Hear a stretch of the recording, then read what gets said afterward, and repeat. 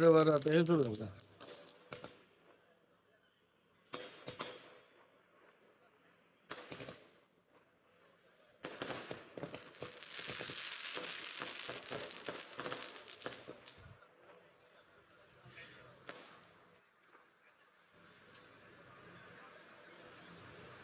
Chhatrapati Shivray, Mahatma Jyotirao Phule, Shahu Maharaj, doctor Babasaheb Ambedkar, Savitribai Phule, Ahilyabai Holkar,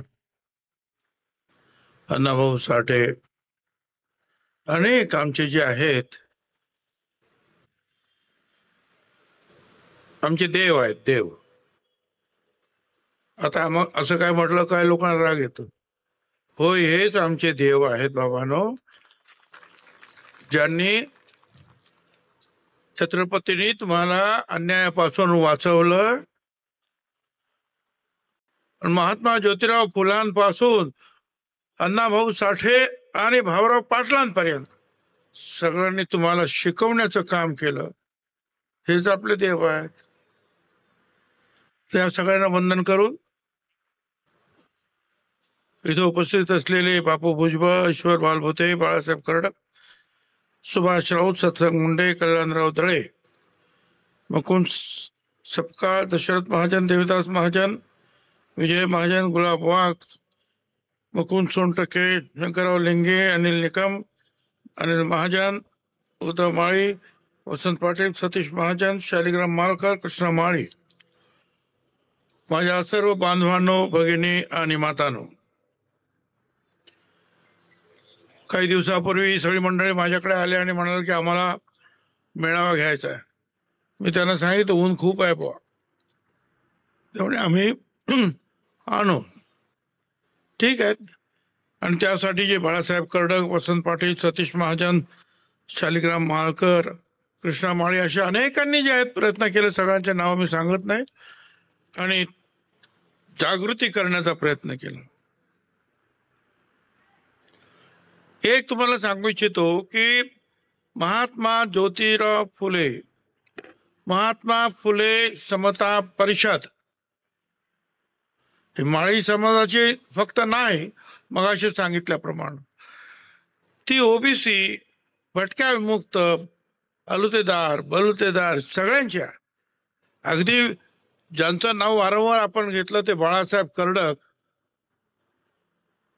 हे दलित समाजाचे नेते आहेत, बौद्ध आहेत. हे ईश्वर बालबुद्धे तेली समाजाचे आहेत. हे मुंडे आपल्या समोर बोलले, वंजारी समाजच्या, असे अनेक आहेत. काल सगळा कदाचित सगळे इथे आले पण वेगवेगळे आहेत. मुस्लिम सुद्धा आहेत. आता एक आहे माळी समाज जरा जास्त आहे, किंबहुना ओबीसी समाजामध्ये माळी समाज हा संपूर्ण महाराष्ट्राभर नव्हे देशभर आपल्याला सापडतो. नावं वेगवेगळे असतात. कुठे कुशवा त्याला म्हणते, कुठे सैनी म्हणतील, कुठे मल्हार म्हणतील, कुठे मौर्य म्हणतील. मोठा समाज आहे. पण मगाशी आपण सांगितलं की बाबासाहेब आंबेडकरांनी सांगितलं की हा समाज जो आहे हा मोठा हत्ती आहे, किंवा नाही हत्ती आहे, पण तो जो बसलाय तो लवकर उठायला तयार नाही. आता किती काय करायचं. मी तर शिवसेना सोडली 1990 मध्ये, तेव्हापासून ओबीसी ओबीसी मंडल आयोग सगळे दगड खाली, सगळं सगळं सगळं झालं. तुम्हाला माहिती आहे, हल्ले झाले घरावर, सगळं काय सोचत आहे. आणि सामाजिक काम हातात घेऊन तो काम करतो, त्याला मग खूप त्रास सहन करावाच लागतो. तो समाजात त्रास सहन करावा लागतो, तो राजकारणात सहन करावा लागतो, अनेक ठिकाणी जे आहेत त्याला ठेचा लागतात सामाजिक काम करणाऱ्या कार्यकर्त्याला. आणि जो म्हणतो नाही नाही मी सगळे सगळे समाज आमचे आहेत, अमुक आहे तमुक आहे, ठीक आहे, त्याचं बरोबर चालतं. पण मी जेव्हा पाहिलं की ओबीसी समाज एवढा 54% आहे, परंतु तो एवढा मागास आहे. ओबीसी म्हटल्यानंतर त्याच्यामध्ये सगळे आले, आलुतेदार बलुतेदार आणि तुमचे काय म्हणतात का भटके मुक्त सगळं त्याच्यामध्ये ओबीसी का म्हटलं की ते सगळ्या हा फार मागा असा आहे. आणि म्हणून मी म्हटलं ना यांच्यासाठी काम करायचं. काही लोकांना वाटलं की काय आता मंत्रिमंडळात जायचं आहे म्हणून मेळावा घेतोय काय. त्या सगळ्या मंडळींना सांगायचं महाराष्ट्रात तर प्रचंड मेळावे झालेत 5-5 लाखाचे सुद्धा अनेक ठिकाणी. पण दिल्लीमध्ये केवळ महात्मा ज्योतिराव फुल्यांचं नाव घेऊन अख्खं रामलीला मैदान समता परिषदेने भरवलं. आणि संपूर्ण देशातून राजस्थान असेल, बिहार असेल, यूपी असेल, हरियाणा सगळीकडून जे आहेत लोक आले होते. सगळीकडे जागृती झाली. अनेक ठिकाणी आमचे खासदार निवडून आले. बिहारमध्ये खासदार निवडून आले, एक तर मंत्रिमंडळात सुद्धा गेले होते. हे त्यावेळेलाही मंत्री होतो मी, त्यावेळेला काय पाहिजे होते मला. आणि मगाशी सांगितलं की ज्या वेळेला बीड मध्ये हल्ले झाले, केवळ सुभाष राऊत यांचं हॉटेल जळालं ते तर आहेच, परंतु जयदत्त क्षीरसागर माजी मंत्री, संदीप क्षीरसागर आमदार शरद पवार साहेबांचे सगळे एकत्र राहतात, वेगवेगळे पक्ष आहेत. त्यांच्या समोरच्या सगळ्या गाड्या पेटवल्या. जयदत्त क्षीरसागर यांची आई ही जवळजवळ 2 का 3 वेळा खासदार होत्या, काकू म्हणायचे त्यांना. त्यामुळे मोठा वाडा आणि मोठी भिंत 10 फुटाची. आणि ज्या काही आगी लागल्या आणि धूर झाला, आतमध्ये असलेली कच्ची बच्ची लेकरं जे आहेत सफोकेशन व्हायला लागलं. जीव जातोय की काय अशी परिस्थिती त्यांची आली. बाहेर पडता येत नाही कारण आगीचे लोळ उठलेले आहे. अशा वेळेला नमाजला चाललेले जे 4-5 मुस्लिम बांधव होते त्यांनी म्हणाले अरे अन्ना के घर को क्या हो गया ये. आणि त्यांनी फोन केला, कोणी भेटे ना. पण त्यांचाच एक जो आहे घरातला म्हणून जो Yogesh Kshirsagar, post graduate doctor, त्यांची बायको पण पोस्ट ग्रॅज्युएट डॉक्टर. त्यांना शेवटी फोन लावला. त्यांनी सांगितलं आम्हाला वाचवा, मुलं तर जगतील असं वाटत नाही, हे आगीतून जाऊ बाहेर येता येत नाही, पाठीमागे भिंतीवरून बाहेर जाता येत नाही. नमाजला न जाता त्या 5 मुस्लिम बांधवांनी त्या भिंतीकडे मागे गेले, एकावर एक गोविंदा केला, त्या भिंतीवर चढले, इकडून खुर्चीवर खुर्ची उभी करून महिला उभ्या राहिलं आणि त्यांनी त्या मुलांना वरती घेतलं केलं आणि त्या मुस्लिम बांधवांनी त्या लहान कच्च्या बच्चांना उचलून वरती घेऊन पलीकडे नेलं आणि आपल्या घरी नेऊन ठेवलं. जर त्यांनी ते केलं नसतं तर जयदत्त क्षीरसागर यांच्या घरातल्या मुलांचं काय झालं असतं. त्यांची शिक्षण संस्था जाळली. संदीप क्षीरसागर शरद पवारांचं ऑफिस 2 माळ्याचं का 3 माळ्याचं मी स्वतः पाहिलं, पूर्ण जाळलं. आमदार कोण ते प्रकाश सोळंके, त्यांच्या घरी गेलो, तीच परिस्थिती. 2-2 दरवाजे त्यांच्या बंगल्यात जायला, सगळं तोडफोड, सगळं ऑफिस जाळून मोकळे झाले. हे स्वतः मी पाहिलं. हा तर सुभाष राऊत माझ्या ऑफिसमध्ये मंत्रालयात बसला होता आणि टीव्ही चालू होता आणि म्हटलं अरे बघ बघ बघ काय झालं काय झालं काय झालं हे काय झालं. आणि मग मी म्हटलं बघ, तिथून मी फोन केला एसपीला की जे काय चाललंय ना ह्या हॉटेलवर सुद्धा येतील, तिकडे संरक्षण द्या. पोलीस सुद्धा नव्हते संरक्षणाला. शेवटी हा निघाला आणि वाटेत मी बघतो टीव्हीवर सगळं जळालं याचं. राख रांगोळी म्हणजे काय ते मला त्या दिवशी कळलं. मग दुसऱ्या दिवशी मी गेलो. म्हणले काय झालं, प्रत्यक्ष पाहिलं आणि तिथून मग नंतर मग मी प्रेस घेतली आणि सांगितलं आता मी शांत बसणार ना. आणि मग हे मुंडे आणि सगळी जी मंडळी जी आहे तिकडे, खरात मुंडे सगळी मंडळी, अनेक आमची धनगर समाजाचे जे आहेत ती सगळी मंडळी सगळी एकत्र झाली आणि मग त्यांनी ठरवलं की नाही मेळावा घ्या. माझ्याकडे आले, मी राजीनामा दिला. कारण म्हटलं मला सरकारच्या विरुद्ध बोलावं लागेल. मंत्रिपदाचा राजीनामा दिला.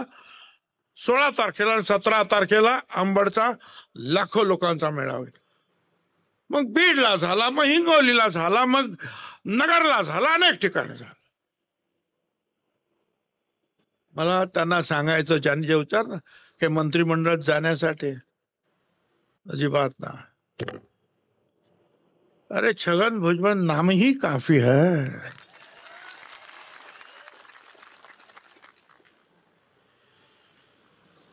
असो, माहिती जी आहेत आपल्याला मिळायची पाहिजे, काय चाललंय हे समजलं पाहिजे, म्हणून मी इथे आलोय. ओबीसी घटकांची लढाई, आरक्षणाची लढाई संपलेली नाही. महाराष्ट्राला देशभरामध्ये पुरोगामी म्हटलं जातं. महात्मा ज्योतिराव फुलांपासून सावित्रीबाई फुले, शाहू महाराज, आंबेडकरांपर्यंत आणि पुढे सगळे जे आमचे राहिल्याबाई, सगळ्यांची नाव परत घेत नाही. ह्या सगळ्यांनी जे काही केलं ना, म्हणून त्यांना पुरोगामी आपण म्हणतो आहोत. ज्या वेळा दलित समाजांना जनावरांसारखं वागवलं जात होतं, स्त्रियांना शूद्राहुन अतिशूद्र अशी वागणूक मिळते असं महात्मा ज्योतिराव फुल्यांनी लिहून ठेवलं. अशी स्त्रियांची परिस्थिती. ब्राह्मणांच्या मुलींना सुद्धा शिकण्यापासून बंदी होती. आणि मग या दोघांनी ठरवलं, फुले दाम्पत्यानं, दलितांना शिकवायचं, मुलींना शिकवायचं, सगळ्यांना सुसंस्कृत करायचं, सुशिक्षित करायचं. जोपर्यंत यांना शिकवत नाही तोपर्यंत हे उभे राहणार ना. जनावरांसारखी, माणसासारखी माणसं जनावरांसारखी पाणी सुद्धा त्यांना प्यायला देणार नाही, शिक्षणापासून वंचित ठेवणार, अंधश्रद्धेच्या गर्तेत त्यांना टाकणार. आणि मग हा लढा झाला समतेचा सुरू. आपल्या सगळ्यांना ती कल्पना आहे. 1848 भिडे यांच्या वाड्यामध्ये मुलींची शाळा सुरू केली. सावित्रीबाई फुले यांना स्वतः त्यांनी शिकवलं. सावित्रीबाई फुल्यांनी पहिली शिक्षिका झाली, मुख्याध्यापिका सुद्धा झाली. पहिल्या वर्गात पहिल्या दिवशी 6 मुली आल्या, 6च्या 6 ब्राह्मण समाजाच्या होत्या. हळूहळू वाढलं आणि त्यावेळेला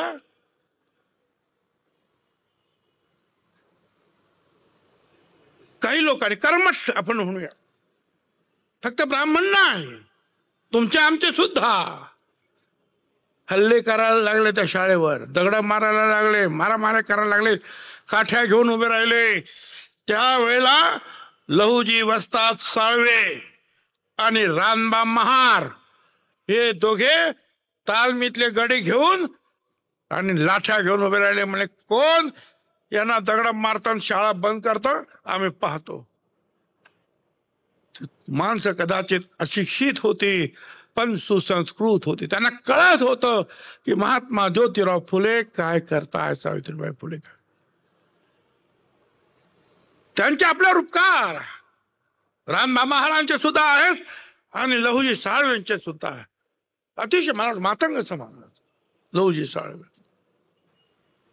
पण एवढंच नाही, केवळ ब्राह्मणांना सुद्धा दोष देऊन कसं चालेल. भिड्यांच्या वाड्यामध्ये शाळा सुरू झाली तो भिडे ब्राह्मण ना. आणि या चळवळीला तात्यासाहेब भिडे, अण्णासाहेब चिपळूणकर, सदाशिवराव गोवंडे, मोरो विठ्ठल वाळवेकर, भवाळकर, पलांसपे या सगळ्यांनी महात्मा ज्योतिराव फुल्यांना मदत केली. ब्राह्मण होते. विरोध करणारे सुद्धा कर्मठ ब्राह्मण होते, आमचे लोक सुद्धा होते. त्यामुळे सुसंस्कृत आणि सुशिक्षित, मी तुम्हाला स्पष्ट सांगतो, सगळे सुशिक्षित हे सुसंस्कृत नसतात.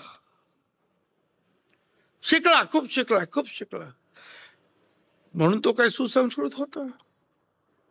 एखादा अशिक्षित माणूस सुद्धा जो आहे ना, लहुजी साळवे सारखा, त्याला मी म्हणे की हा सुसंस्कृत आहे, याला कळतं की काय करायला आपण. सावित्रीबाईंना मदत करायला फातिमा शेख आल्या, गणू शिवाजी मांग आला, दुराजी अप्पाजी चांभार आला. या सगळ्यांनी शिक्षकांची शिकवायला सुरुवात केली. सत्यशोधक समाजाची स्थापना. एक लक्षात घ्या, महात्मा ज्योतिराव फुलेंना काही कामधंदा नव्हता म्हणून ते सगळं करत होता अशाला भाग नाही. महात्मा ज्योतिराव फुले हे मोठे उद्योजक होते. पुण्याच्या वाड्यामध्ये त्यांचं इंग्लिश मध्ये लिहिलेलं मृत्यूपत्र आहे, ते रायटिंग त्यांचं जाऊन पहा. मोडीमध्ये सुद्धा लिहिलेलं आहे, ते जाऊन पहा. त्यांची एक कंपनी होती, Poona construction company, Pune commercial and construction company. Dams बांधले, कालवे बांधले, कात्रजचा घाट बोगदा बांधला. त्यांच्या सहकारांनी मुंबईचं जे छत्रपती शिवाजी महाराज टर्मिनस ते सुद्धा बांधलं. टाइम्स ऑफ इंडियाची बिल्डिंग बांधली, त्यांच्या सहकार्याने बांधली.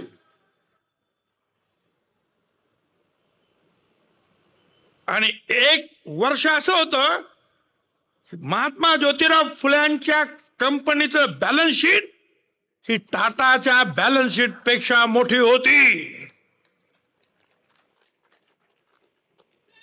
पण हा सगळा पैसा जो आहे, हा सगळा पैसा त्यांनी समाजासाठी खर्च केला. सगळा पैसा. ज्या वेळेला धरण बांधलं पुण्याला, खळक वाचला आणि पाणी आलं, लोक म्हणले हे शिळं पाणी आहे, त्यांनी शेती नाही करायची. महात्मा ज्योतिराव फुल्यांनी स्वतः जमीन घेतली, शेती केली. एका वर्षात 2-3 4 पिकं काढले. अगदी कापूस सुद्धा वेगवेगळ्या कलरचा त्यांनी काढून दाखवला. आणि मग सगळे आता तर पाण्यासाठी किती भांडतो आपण. अनेक गोष्टीमध्ये या देशातला पहिली युनियन आणि पहिला संप कोणी केला?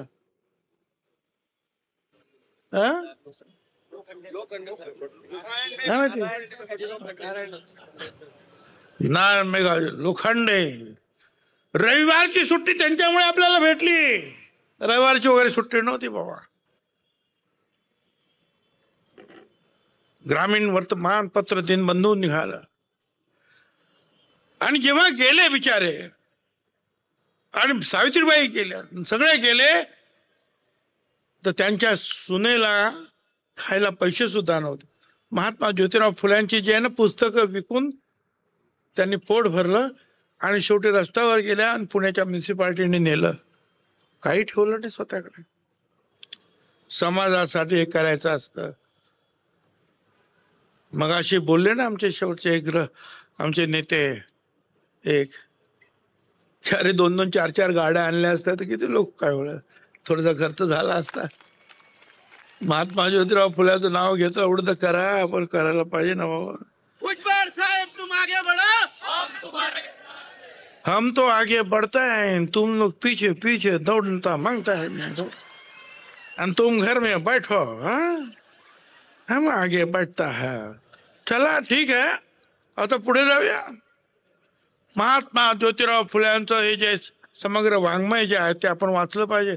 निदान कमीत कमी शेतकऱ्याचा असूड आणि गुलामगिरी हे 2 पुस्तकं तर वाचा. ती गुलामगिरी इंग्रजीमध्ये ट्रान्सलेटेड केल्याने बराक ओबामा जे आले होते अमेरिकेचे अध्यक्ष, त्यांना जेव्हा मी ते दिलं ते पुस्तक त्यावेळेला त्यांनी इथून तिथे जी चालली होती निग्रो समाजाची लढाई, ज्याला आपण काळे म्हणतो असे ते निग्रो, पण ते निग्रो समाज आपण म्हणूया त्यांना, त्या लढाईला महात्मा ज्योतिराव फुल्यांनी इथून सपोर्ट केला. अख्ख्या आशिया खंडातून एकच मनुष्य होता, महात्मा ज्योतिराव फुले. त्यांनी ते बघितलं, ते पहिलंच पान हे कुणाला अर्पण केलं? त्यांना अर्पण केलं, त्या लढाला. आणि त्यांच्या डोळ्यामध्ये पाणी निर्माण झालं. त्यांचं पत्र आलं, सगळं आलं, सगळं. पण ही अशी माणसं, हे जे आहे ना, आम्ही मागणी केली या फडणवीसांकडे. त्याने ताबडतोब सांगितलं की हे ताबडतोब छापून द्या. कारण पहिल्यांदा छापलं त्यावेळेला 1,00,000 रुपयाची 10,000 रुपयाला पुस्तक मिळालं. ते एवढं मोठं आहे ते पुस्तक. शरद पवार साहेबांच्या वेळेला छापलं गेलं. 10,000 रुपयाला आपण ते घेतलं, 1,00,000 रुपयाचे, आणि सगळ्या हिंदुस्थानात पाठवली.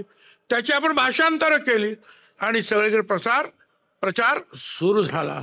आता सुद्धा जे आहे, त्याच दिवशी मी चंद्रकांत पाटलांबरोबर होतो.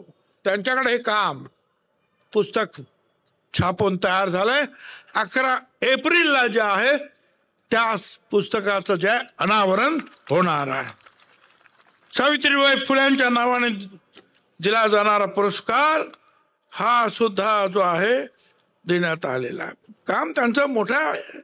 आता काही काही लोक जे आहेत, माझा काही विरोध नाही, महात्मा ज्योतिराव फुल्यांना हे द्या ते द्या म्हणतात, माझा विरोध नाही. भारतरत्न द्या म्हणतात, माझा विरोध नाही. पण माझा प्रश्न असा आहे, महात्मा गांधींना का देत नाही? महात्मा गांधी पण महात्मा आहेत ना, महात्मा ज्योतिराव फुले पण महात्मा आहेत ना. अरे महात्मा मोठा आहे का भारतरत्न मोठा आहे? भारतरत्न किती आहेत? महात्मा किती आहेत?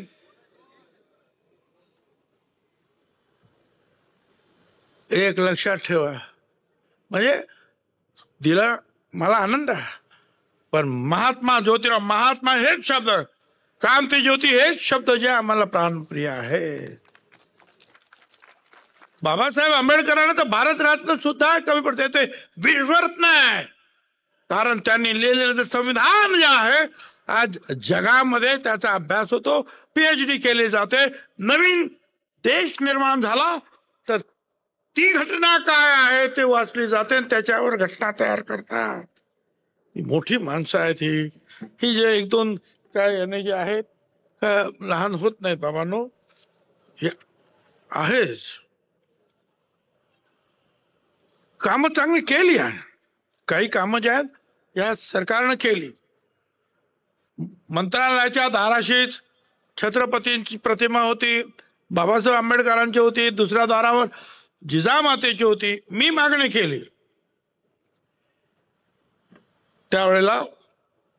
फडणवीस आणि एकनाथराव शिंदे दोघांचं सरकार होतं, आम्ही विरोधी पक्षात होतो. म्हटलं हे करा. त्यांनी सांगितलं ताबडतोब करतो, आणि ताबडतोब त्यांनी मंत्रालयाच्या दारावर महात्मा फुले, सावित्रीबाई फुले यांच्या मोठ्या प्रतिमा लावल्या. महाज्योतीसाठी सुद्धा त्यांनी निर्माण करून निधीची तरतूद केली. केंद्र सरकारनं ओबीसी आयोगाला संविधानाचा दर्जा दिला. पहिल्यांदाच ओबीसी साठी मंत्रालय सुद्धा आपल्याकडे स्थापन झालं. भिडेवाडासाठी आम्ही 23 वर्ष लढलो, या सरकारनं मदत केली. आणि आता प्रधानमंत्र्यांनी जे आहे भूमिपूजन केलं. कमिशनर सांगतायत तिथले 1 मेला भिडेवाडाच्या इथे सावित्रीबाई फुले, क्रांतीज्योती सावित्रीबाई फुले यांची पहिली मुलींची शाळा तिथे परत उभी राहणार आहे. मी स्वतः काम पाहणार. भिडेवाडा त्याच्यासाठी तर पैसे मिळाले, पण महात्मा फुले आणि सावित्रीबाई फुले जिथे राहत होता तो वाडा, आणि पुढे असलेला आणखीन एक महानगरपालिकेने केलेलं सावित्रीबाई फुले स्मारक, ते जोडण्यासाठी 200 कोटी रुपयाचे त्यांनी घोषणा केली. 100 कोटी रुपये तर वितरित सुद्धा झाले. ते सुद्धा काम होत आहे. सावित्रीबाई फुले यांचा जन्मगाव नायगाव. 200 मुलींसाठी NDA राष्ट्रीय संरक्षण प्रबोधिनी 180 कोटी रुपयाची तरतूद झाली. 10 एकर जागा सुद्धा मिळाली. आणखीन 133 कोटीचा जो आहे आराखडा नायगावला तयार होतो आहे. तेही काम मार्गी लागलं. पण हे सगळं करीत असताना आज आम्ही जो पाहतो आहोत हे काय चाललेलं आहे ह्या आपल्या राज्यामध्ये. पुरोगामी राष्ट्र म्हणतो आपण, पुरोगामी राज्य म्हणतो आपण. सगळ्यांना जगण्याचा अधिकार आहे, नोकरी करण्याचा अधिकार आहे, शिक्षणाचा अधिकार आहे, आरोग्याचा सुद्धा आहे, सगळं काय. पण आज काही वेळेला जो आहे आपल्याला जे आहे थोडीशी, आता आणखीन एक विषय घेतो जो मग अशी सांगितलं त्यांनी. आताच्या जे आहे हे जे आर्थिक आपलं बजेट झालं त्या दिवशी मी उभा राहिलो त्या बजेटवर आणि मी सांगितलं त्यांना, विचारलं त्यांना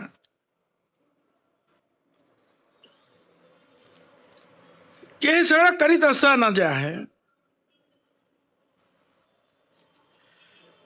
हे ठरलेलं आहे की सगळ्यांना सारखा समान न्याय आपण द्यायचा आहे, पण तो मिळत नाही अशी परिस्थिती जी आहे आज निर्माण झालेली आहे आणि मग परत परत भांडावं लागतं. पण तुम्ही उभे राहिले नाही तर ही लढाई आपण कशी लढणार आहोत. तुमचा जर सपोर्ट मिळत नसेल तर ही लढाई कशी लढणार. त्यासाठी मी इथे येतो, तुमच्याकडे बोलतो, तर याच्यासाठीच बोलतो आहे. मगाशी सांगितलं अण्णासाहेब आर्थिक विकास महामंडळ मराठा समाजासाठी आहे. 750 कोटी रुपये द्या, त्यांना द्यायलाच पाहिजे, माझा विरोध नाही. माझं म्हणणं एवढंच आहे की आम्हाला सुद्धा ठरलं मंत्रिमंडळामध्ये 2 वेळा मी मंत्री असताना की चीफ सेक्रेटरी जे आहेत ते बघतील सगळ्यांना समान न्याय. मग म्हटलं त्यांना जर 750 कोटी जे आहेत तो ओबीसी महामंडळाला 5 कोटी कसे काय. सारथी मराठा समाजासाठी काम करणारे त्यांना 515 कोटी आहेत. मग महाज्योतीला 325 कोटी का. हे मी कागद आहेत माझ्याकडे, पेपर्स आहेत. आणि मग परत मी मुख्यमंत्र्यांना जाऊन भेटलो आणि त्यांनी सांगितलं काळजी करू नका, जरा सुद्धा अन्याय होऊ देणार नाही. जेवढे पैसे इकडे भेटले तेवढेच पैसे तुम्हाला सुद्धा दिल्याशिवाय राहणार नाही. स्पष्ट शब्द दिला आणि परत त्यांना लेखी दिला. त्यांनी ऑर्डर सुद्धा दिली की सगळे जे आहेत अजितदादांबरोबर आणखीन काय त्यांचे जे बजेट करणारे जे काही सेक्रेटरी लोक, एफडी फायनान्स, सगळ्यांची मिटिंग लावत आहेत. पण हे होतं त्याच्यासाठी जागरूक राहायला पाहिजे, बोलायला पाहिजे. पण लोक घाबरतात. आमदारांना वाटतं की बोललं पाहिजे, परंतु लोक घाबरतात याच्यासाठी की त्यांना परत निवडणुकीला जायचं आहे. ते त्यांना असं वाटतं की तिथे आम्हाला परत दुसरा समाज, मोठा समाज जो त्रास देईल, आम्हाला पाडील, म्हणून ते गप्प बसतायत. कारण माझ्या बाबतीमध्ये तो प्रयोग झाला. मग सांगितलं महाराष्ट्रात कुठेच नाही गेले ते सदग्रस्त. जालन्याचे यांचे सो कॉल्ड लीडर फक्त येवल्यात येऊन बसले आणि छगन भुजबळला पाडा, छगन भुजबळला पाडा. कशाला पाडा. पण लोक सुद्धा तिथले एवढे हुशार येवल्याचे. ठीक आहे मताधिक्य कमी झालं पण 25-30 हजाराचा लीड शेवटी दिला आणि मला निवडून दिलं. पण सगळीकडे हे होत नाही म्हणून घाबरतात, बोलत नाही. याचं कारण ते आहे. पण बाहेर तर बोला, निदान तुमच्या लीडरला तरी सांगा गपचूप की हे असं करू नका. नाही पेक्षा ज्या एक दिवशी जे आहे ना हा समाज इतना एवढा जागृत होईल, एवढा जागृत होईल की अन्याय करणाऱ्या सर्व पक्षांपासून तो दुरावा केल्याशिवाय राहणार नाही. माझी खात्री आहे ती वेळ येणार नाही, याच्यासाठी प्रयत्न करायला लागते. सुप्रीम कोर्टामध्ये सुद्धा आपण भांडतो आहोत. आता आणखीन एक निकाल, सगळ्या ग्रामपंचायतीच्या ज्या काहीतरी आता एक आदेश की त्याच्यामध्ये आपल्या ओबीसीच्या जागा कमी होत आहेत. तुम्ही लोकांनी जे आहेत आणि ही सगळी मंडळी यांनी लक्ष द्यायला पाहिजे. ज्या वेळेला मागच्या वेळेला ते बाठिया कमिशनची जे आहे गंती सुरू होती त्यावेळेला तुम्ही आणि हे सगळे झोपले. अनेक ठिकाणी शून्य ओबीसी म्हणून लिहिलं गेलं, शून्य ओबीसी. मी जेव्हा वाचलं सिन्नरच्या 4 गावामध्ये शून्य ओबीसी, मी याच जे आहेत ना कर्डक त्यांना आणि 10 लोकांना पाठवलं जा बघून या. एका गावामध्ये शून्य ओबीसी.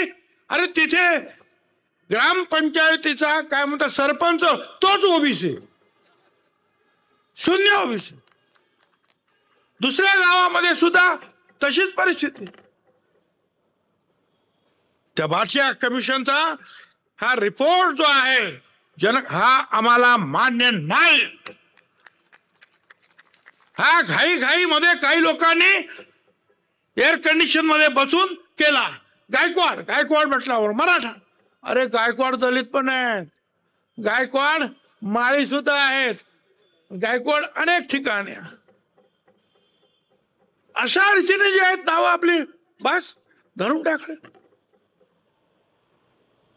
ठाण्यासारख्या जिल्ह्यामध्ये शहरामध्ये 8% अख्खा आगरी कोळी समाज तिकडे आहे. अशा रीतीने जो बाठिया कमिशनचा जो अहवाल तयार झाला त्यावेळेला खानविलकर नावाचे एक सद्ग्रस्त तिथे चीफ सुप्रीम कोर्टात बसले होते. ते सांगायचे 15 दिवसात झालं पाहिजे, 20 दिवसात झालं पाहिजे, ताबडतोब निवडणूक घ्या. घेतल्या ना काही निवडणुका, 92 ठिकाणी निवडणुका झाल्या, शून्य ओबीसी. काय करायचं आम्हाला समजेना. पण ज्यावेळेला मध्य प्रदेशची निवडणूक आली त्यावेळेला मग आम्ही म्हटलं आता उत्तर प्रदेशची निवडणूक आली, म्हटलं आता काय, आता तुम्हाला जो न्याय जातोच यांना. आणि मग जे शिवराज चव्हाण वगैरे जे आहेत ना त्यावेळेचे मुख्यमंत्री हे दिल्लीत गेले, त्यांनी काय केलं मग त्यांनी एक अहवाल बनवला आणि त्यांना ते राहिलं. आम्ही पण त्याच मार्गाने गेलो, आम्ही सुद्धा बाठिया कमिशन केलं आणि ते वाचलं. पण आता जे कळतंय त्या निवडणुका आम्ही सांगितलं सुप्रीम कोर्टामध्ये सुद्धा आमचं आरक्षण कमी होता कामा नये. कोणाला काय द्यायचं तेवढं द्या, आमचं आरक्षण कमी होता कामा नये.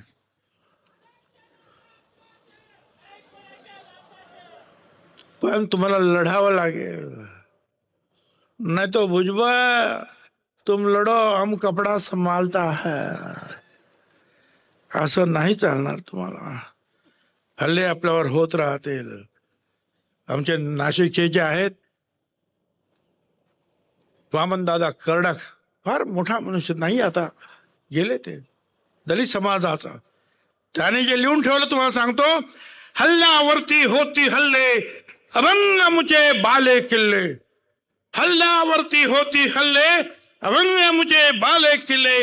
असाच ताठर माथा आमचा जरा न खाली लवे. तुफान वारा पाऊस धारा मुळीना माशिवे.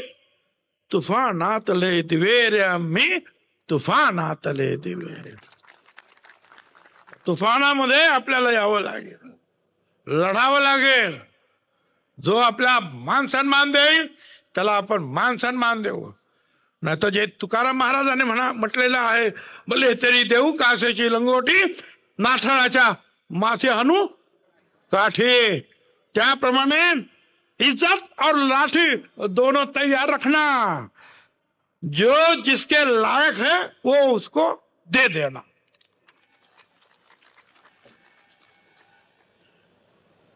अंगावर येण्याचा प्रयत्न काय करतात? अजिबात अंगावर येण्याचा प्रयत्न करावं का? मोहब्बत हो या नफरत, मोहब्बत हो या नफरत, हम पूरा दिल लगा कर करते हैं. हम नफरत भी उतनी करते हैं. त्यामुळे आमच्या वाटेला जाऊन अलीकडे जे आहे काय काय प्रचार चालला. छत्रपतींचं नाव घेतात. छत्रपती काय एका समाजाचे नव्हते. छत्रपतीच्या सैन्याला मावळ्यांचं सैन्य म्हणायचे. हे मावळे म्हणजे हे सगळे बसलेले हे मावळे आहेत.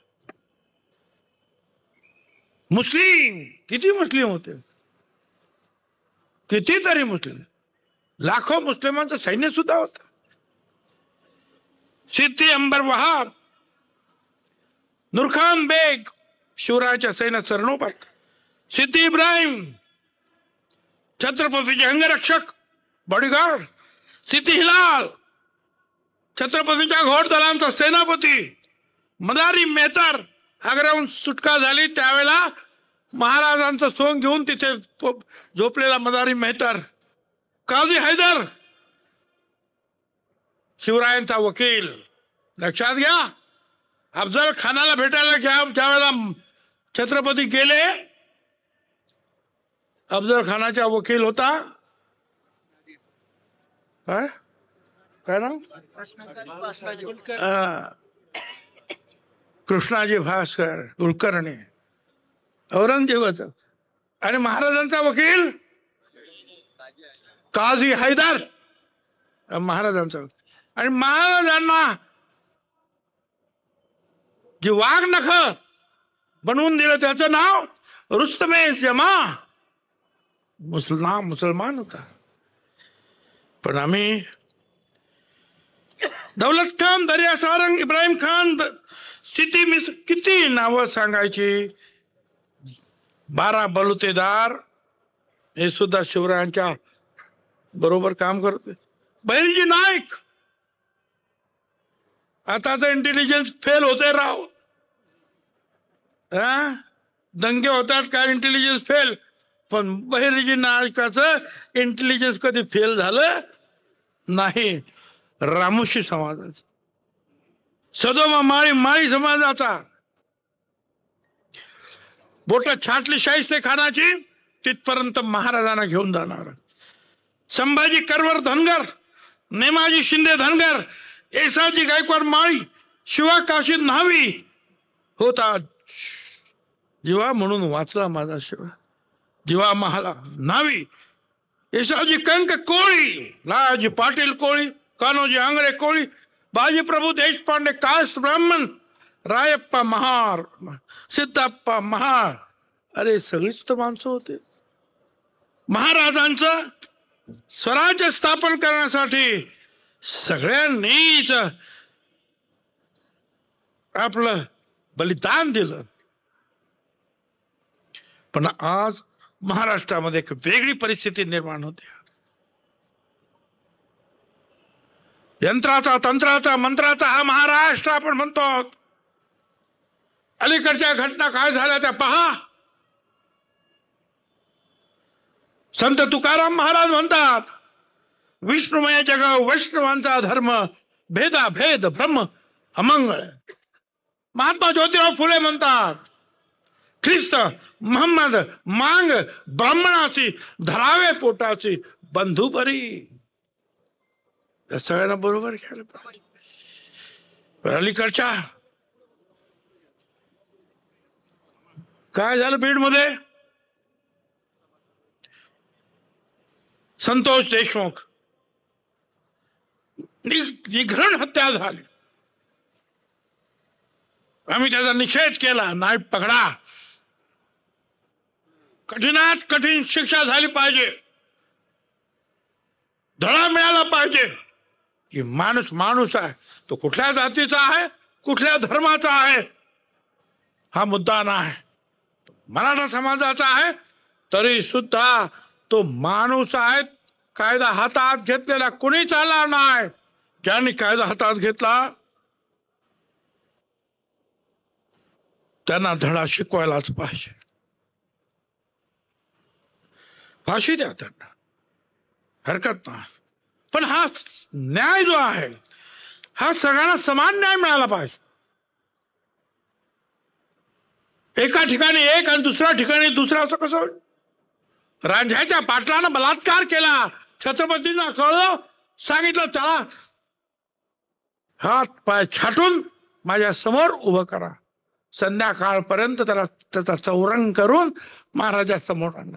त्याने विचार करा, हा पाटील आहे, बलात्कार केला म्हणून सोडून नाही.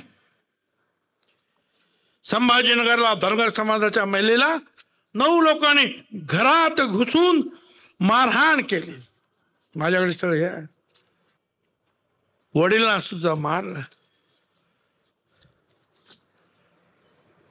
हा बीडला शिरूर सितश उर्फ खोक्या भोसले, हा खोक्या कोल याने दीपक ढाकणे आणि महेश ढाकणे पिता पुत्र तोंडातून रक्त येईपर्यंत बॅटने जबर मारहाण केली. गाड्या त्यांचे जे व्हिडिओ आले, एवढे एवढे नोटाचे असे त्या काचेजवळ जे आहे डॅशबोर्डवर फेकतोय पैसा. अरे काय, लहान समाजाच्या माणसाला जीव नाही का रे? संभाजीनगरमध्ये एका महिलेवर कटर असतो ना, कटर, अख्खं अंग इकडून तिकडून तिकडून इकडून इकडून तिकडून चिरून काढलं. 222 टाके पडले. 20,000 रुपयाचा तर नुसता ज्याला सुचर्स म्हणतात धागा ऑपरेशनचा लागला. गोधडी सारखं शिवलं तिला. तिने सांग मला गोधडी सारखं शिवलं. काय चाललंय आपल्या या राज्यामध्ये? मग माऊली सोट धनगर समाजाचा प्रेम प्रकरण एवढा मारला मारून टाकलं त्याला.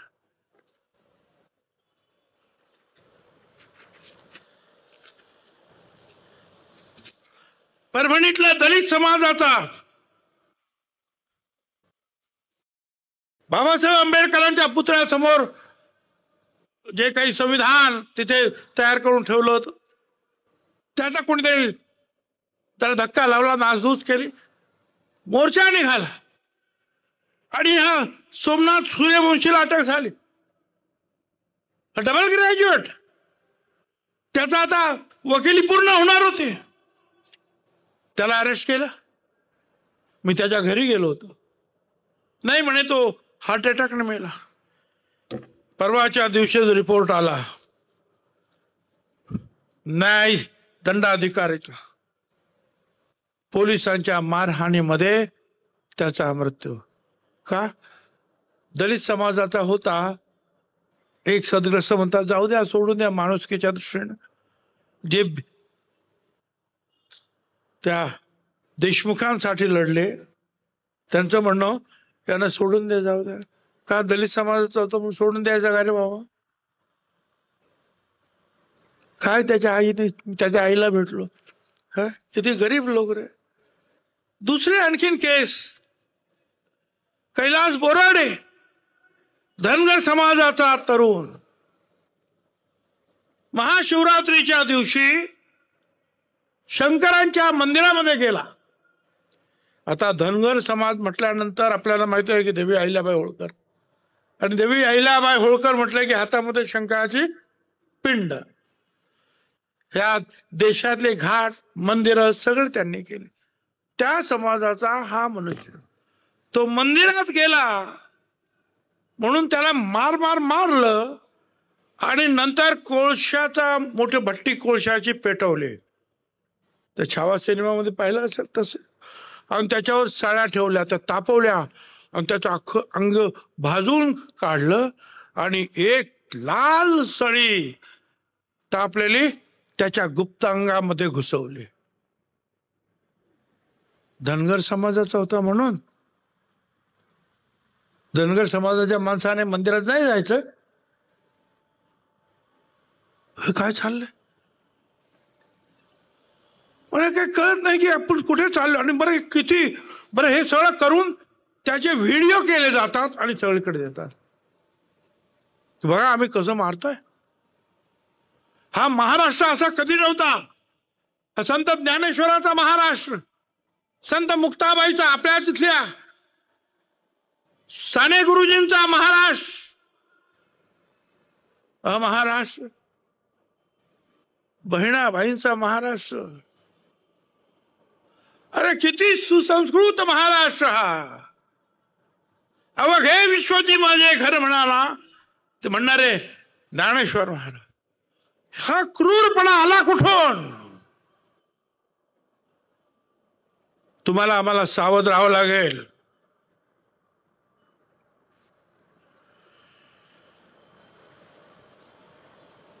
शांतता राखावी लागेल.